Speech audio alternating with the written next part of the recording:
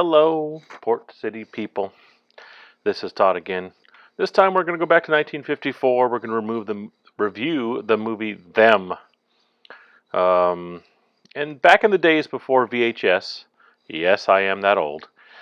This was one of those movies that I would scour the TV guide, and you youngsters will have to Google that because I'm sure you don't know what that is, every week to see if it was playing on one of the Saturday Monster matinee shows or one of the late night horror shows, because back then you couldn't just own and watch a show whenever you felt like it. You had to hope it came on TV so you could watch it.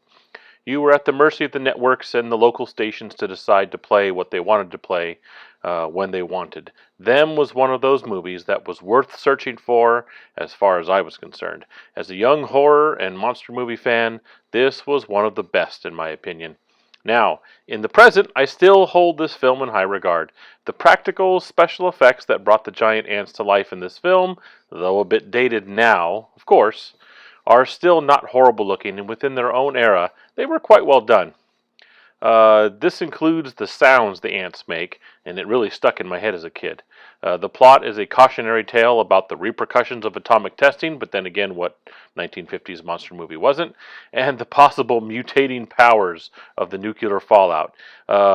It takes us from an isolated desert area all the way to the city drain tunnels of Los Angeles, and it does so with a good amount of tension, suspenseful atmosphere, and acting that is pretty solidly rooted in the acting style of the era, but not too bad. They do a good job.